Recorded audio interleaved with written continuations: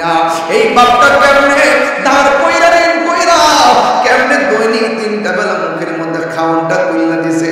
একটা বাড়তি বাপের কষ্টের কথা আমরা বলতে পারি না। এই বাপটারে কোনোদিন কষ্ট দিয়েন না, এই বাপটারে কোনোদিন কষ্ট দিয়েন না। সন্তান সন্তান করতে করতে পুরা হয়ে গেছে, কাজগুলা করতে করতে কোমরটারে ক্ষয় করে ফেলাইছে। সন্তানকে প্রতিষ্ঠিত করতে যাইয়া বাপটার জিন্দগিতে বার্ধক্য নেমে এসেছে। বাপটা মনে করছে সন্তান আমার বড় হবে, বড় হয়ে আমি যখন রুজি করতে পারবো না সন্তান আমার দেখতে রাখবো। কিন্তু অনেক ঘরের চিত্র হয়ে যায় ভিন্ন। সন্তান আপনজনদেরকে নিয়ে ঘুমা, কিন্তু বাপের খবর নেই না।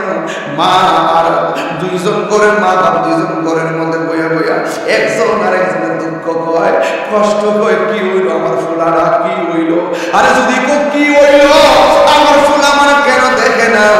মনে রাখবেন আল্লাহর গজব অপেক্ষা করতেছে। এই জন্য মার চোখে পানিটা জড়াইবার আগে ফুলা পান। মা বেঁচে থাকলে বাড়ির মধ্যে যায় আজকে মাপ চাইবেন, আর কবর দেশে থাকলে কবর পারে যায় মার জন্য দোয়া করবেন। যুবকের মা দুঃখিনী এমন পৃথিবীর একটা মাত্র মানুষ নিজের কিডনি দিতে রাজি আছে, এই মানুষটার নাম হলো মা। এই পৃথিবীর একটা মানুষ স্বর্ণ গয়না সব বেচা দিতে রাজি আছে, এই মানুষটা হলো তোমার মা। বেশি দূরে যাই আলাপ নাই, আমার বাড়িতে আমার চাচাতো ভাই নাম হলো জুয়েল, অনলাইনে শুনবো কথাটা। তার মেয়ের একটা কিডনি নাই, মেয়ের 2টা কিডনি নাই। এবার বাংলাদেশের মধ্যে কিডনি পায় পয়েন্ট মিলে না, অনেক খোঁজাখুঁজি করার পর পাই নাই। আমার চাচাতো ভাই আমার বাড়ির পাশে ঘরের পাশে ঘর। এতদিন মনে করতাম বুঝি কাল্পনিক, এখন দেখতেছি আসলে কথা সত্য। মা মা ওই মা মা ওই মার মতো আর কে আপন হবে না। মাটা বেঁচে নাই, তার মতো দুঃখী নাই। খালা ফুফু মায়ের মতো না।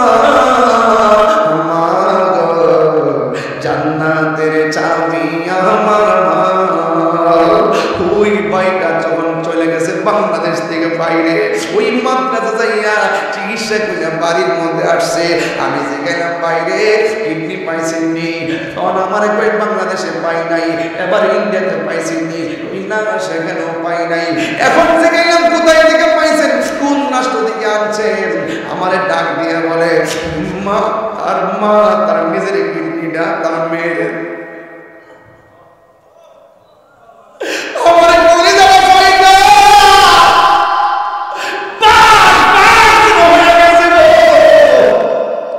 আসলে তোমার বিছানা সন্তানের জন্য মা যে কত কিছু করবে। মা এই দুনিয়ার মানুষ সন্তান সন্তান কইরা মা জিন্দগি কাটাইয়া দিছে। মাস নাই, ফাল্গুন মাস নাই। ডান পাশে পেশাব করলাম, বাম পাশে নিয়ে গেল, বাম পাশে পেশাব করলাম, মার বুকে নিয়ে এলো। এই পৃথিবীতে এমন কিছু ইতিহাস শোনা যায়, ডেলিভারি হওয়ার পরে বাচ্চা মা বাপেরা কান্দে, আর মা দুঃখিনী দুনিয়ার থেকে বিদায় হয়ে যায়। এমন ইতিহাস এই মজলিস আছে না নাই? এই জমশেদপুরে ঘটনা আছে না নাই? মা দুঃখিনী অ্যাক্সিডেন্টের মধ্যে ডেলিভারির সময় মারা যায়।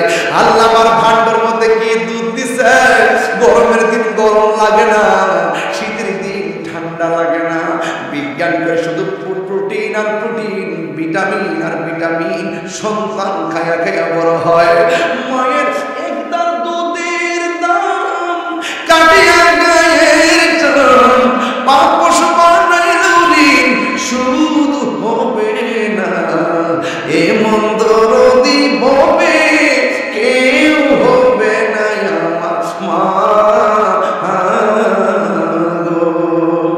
এমন দরদি হবে কেউ হবে না মা।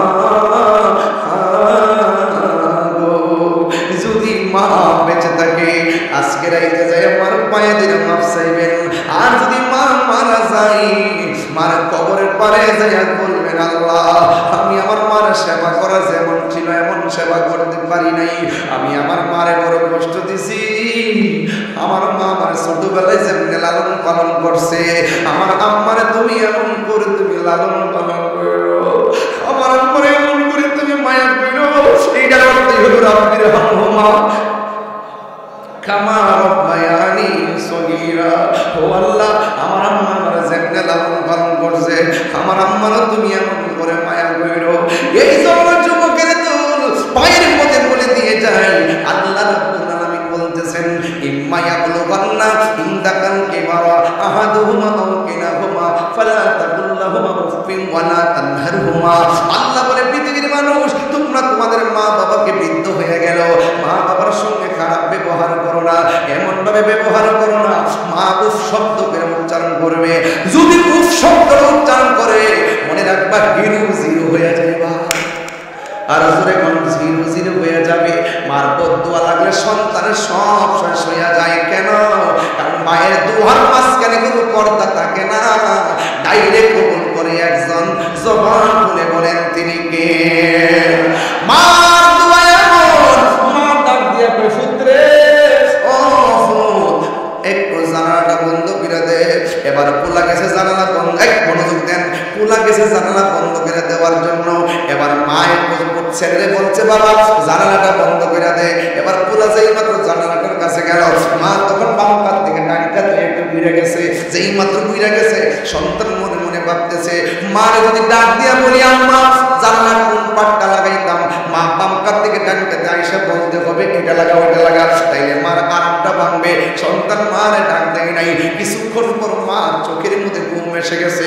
এবার সন্তান ডাক দেয় নাই, এবার ঘুমের ঘরে ডাক না দিয়া দাঁড়ায় রয়েছে। এবার দাঁড়ায় থাকার পরে হিন্দি মিনিটে সারা রাতের বেলা একবার ডান পাশের দরজার পাটটা লাগায়, আরেকবার বাম পাশের পাটটা লাগায়, আরেকবার দুইটা লাগায়। এইগুলা করতে করতে সারাটা রাত কাটায় দেওয়ার পরে মসজিদের মধ্যে আজান হয়ে গেছে। যেই মাত্র ফজরের নামাজ আজান হয়েছে, মা দুঃখিনী ঘুম থেকে উঠেছে। ঘুম থেকে ওইটা দেখে তার সন্তান সন্ধ্যা বেলায় ওই যে বলছিল, বাবা রে জানালাটা লাগাইয়া দে, জানালাটা লাগাইতে যাই সেখানে দাঁড়ায় রয়েছে। মা ডাক দিয়ে, বাবা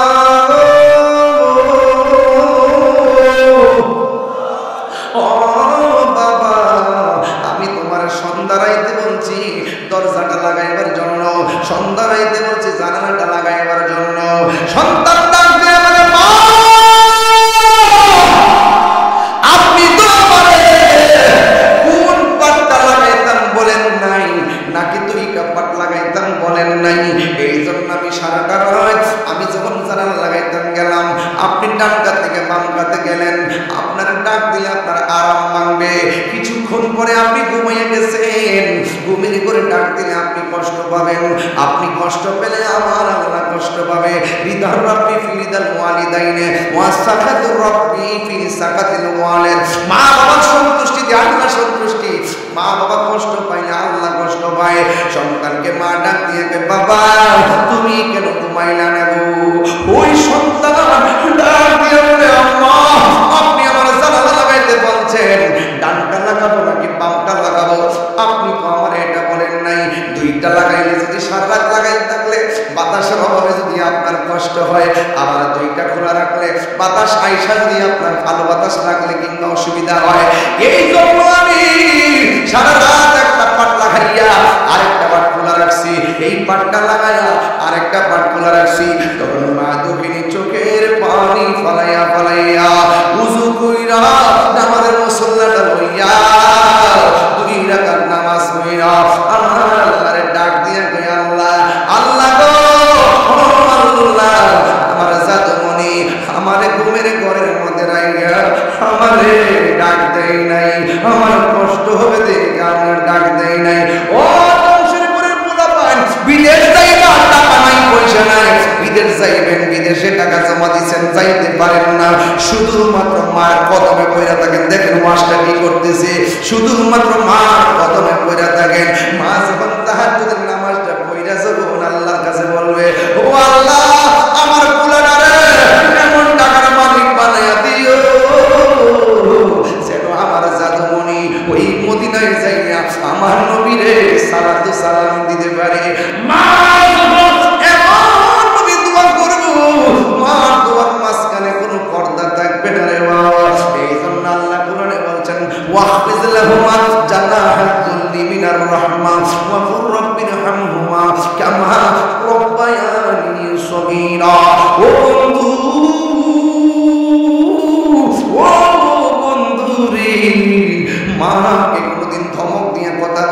না, মার সামনে নরম সুরে কথা বলবেন, গরম হওয়া যাবে না রে।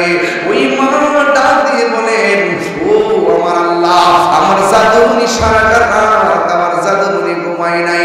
মায়ের আরামের জন্য যে সন্তান নিজের ঘুম হারাম করে দিছে, ও আল্লাহ আমার সন্তানটারে তুমি সুলতানুল আউলিয়া বানায়া দাও। জোরে জোরে কি আল্লাহু আকবার বলা যাবে না? যেই মাত্র ওই সন্তানের জন্য মা এতখানি দোয়া করলো, এখন বলবেন হুজুর সন্তানটা কেডা গো, কোন সন্তানের জন্য দোয়া করছে? আপনি জানেন না এই সন্তানটা সাধারণ সন্তান না, এই সন্তানটার এখনো মাজার আছে চট্টগ্রাম। ওই সন্তানটার মাজার আছে চট্টগ্রাম। ও বন্ধুরে বন্ধু, এই সন্তানটার নাম হলো হযরতে বাইজিদ বুস্তামি। মা ডাক দিয়ে বলছে, আল্লাহ আমার জাদুমণি রে তুমি সুলতানুল আরিফিন বানিয়ে দাও। মা তোমার কারণে এখনো বাইজিদ বুস্তামির নাম ইতিহাসের পাতায় আছে না নাই? এই জন্য আমি মাঝে মাঝে বলি, মা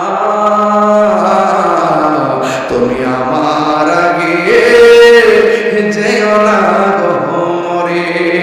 কোন ভাষা? মা তুমি আমার আগে যেও না গো মরে। আমি কেমন করে দেব মাটি, আমি কেমন করে দেব মাটি তোমার কবরে। মা তুমি আমার আগে যেও না গো মরে। মাগো তোমার মতো লয় না কেহ আমায় কোলে টানি। মাগো তোমার মতো লয় না কেহ আমায় কোলে